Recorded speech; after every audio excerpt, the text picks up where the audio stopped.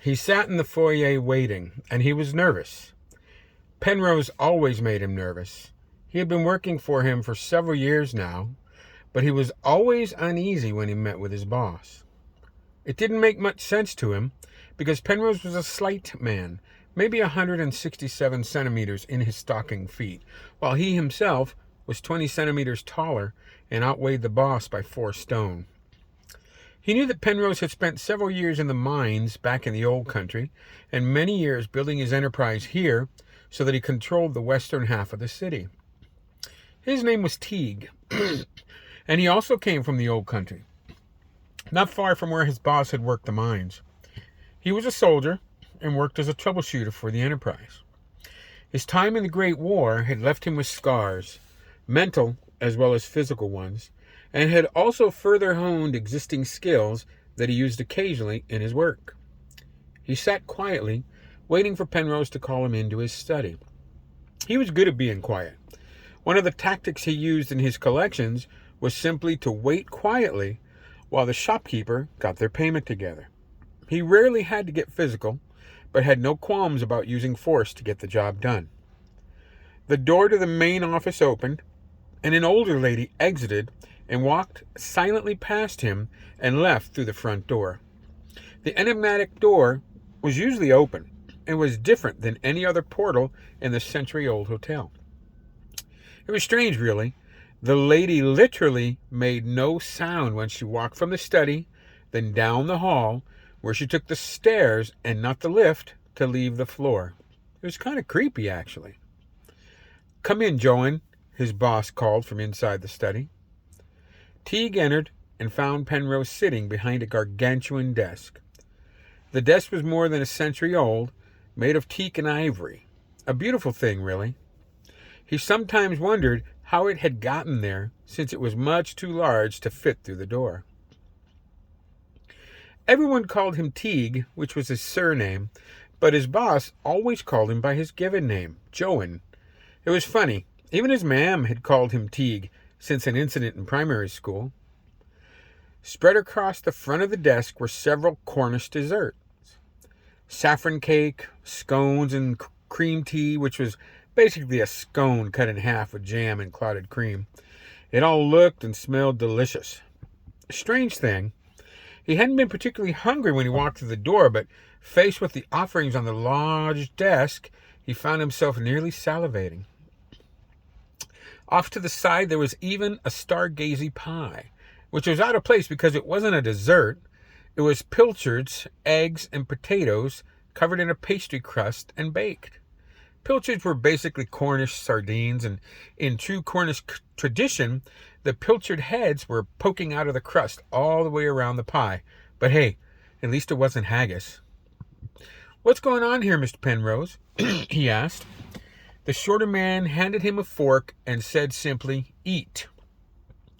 It was not a request, so Teague took the fork from his boss and started to sample each of the dishes spread out across the massive desk. At least he set out to merely sample each of the dishes, but once he took a bite, he found himself taking another, and another, and yet another.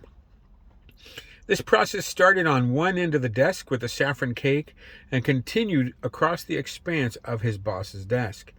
His journey into Cornish deliciousness didn't end till he had scraped the last of the crust from the stargazy pie. He set the fork down and looked at his employer with an unspoken question in his eyes. "No, lad," he was told, "there is no more." His boss continued with the question, "Likin', did he?" His response was, "That's bloody splan."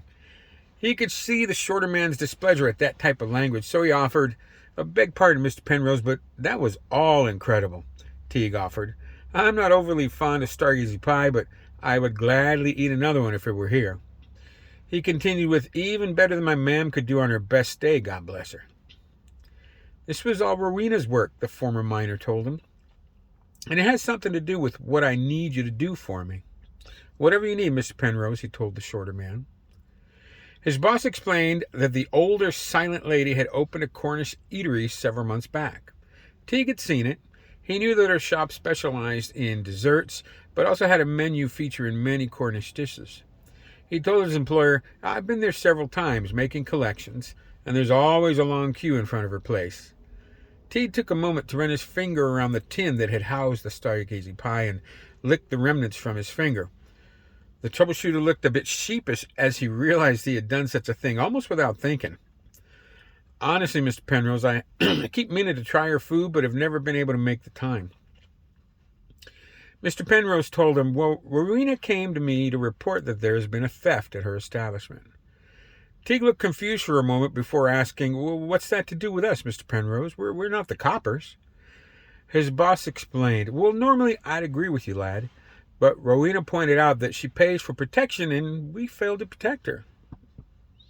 "You know, Mr. Penrose, I never thought of that." Teague got a quizzical look on his face and continued with, we do tell the shopkeepers and whatnot that they are paying for protection, and they pay, so I guess that means we got to do something about it." His boss told him, "That's what I like about you, Joan. You're not just a rough and tumble sort. You're a man with a brain, one that actually uses his brain before his fists. Though I've seen you using your fists, and you are a real terror when that happens."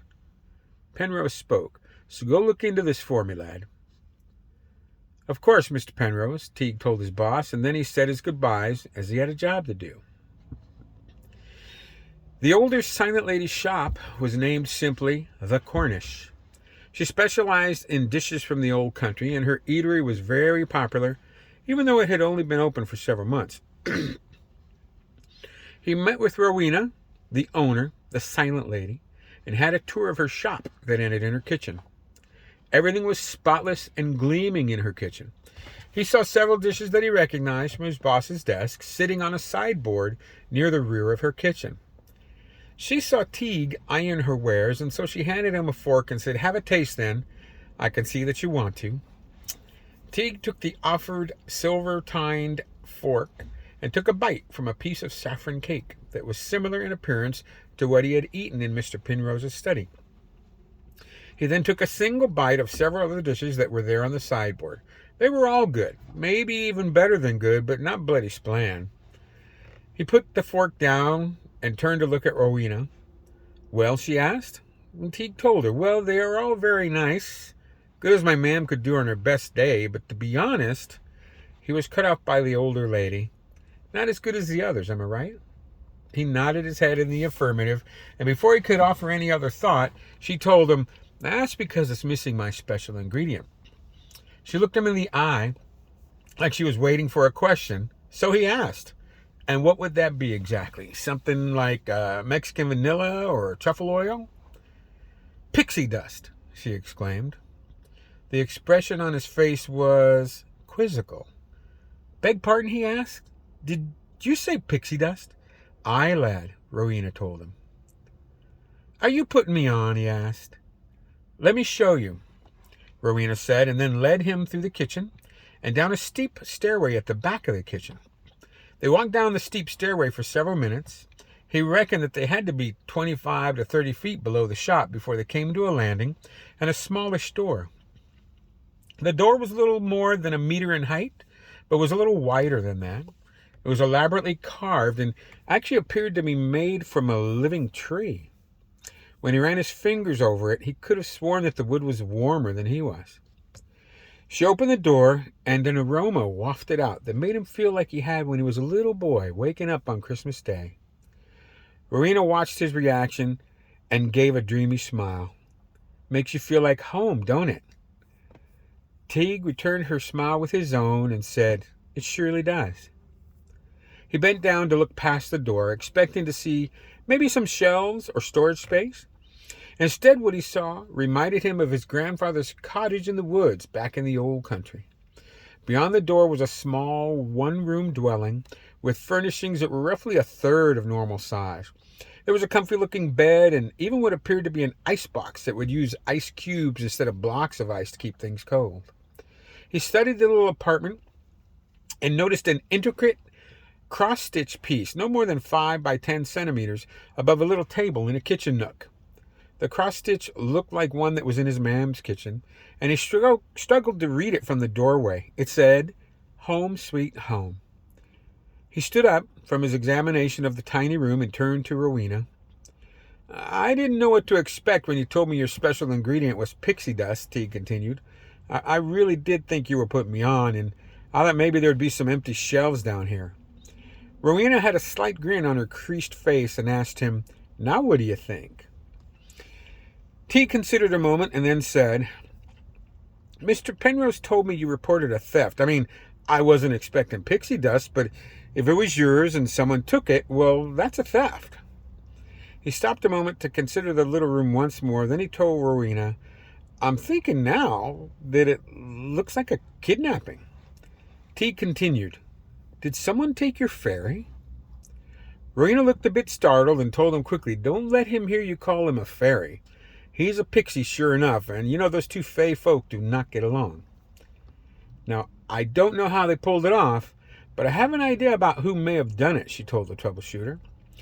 Teague asked her, "And who might that be?" Rowena paused for a moment, almost like she was doing it for dramatic effect, and then she said with confidence, "The Italians." Teague looked confused, and a moment later Rowena said, "I know it might be confusing, but hear me out." She continued, "There's a newer Italian place on the south side, and a day or two after Pecht went missing, there were lines around the block to eat there." Teague asked her, "What's a Pecht?" Rowena answered, "Well, that's my pixie's name." "Well, I guess it's time then," Teague spoke softly. Rowena asked him, "Time for what?" Teague's response, "Time to see a man about a pixie."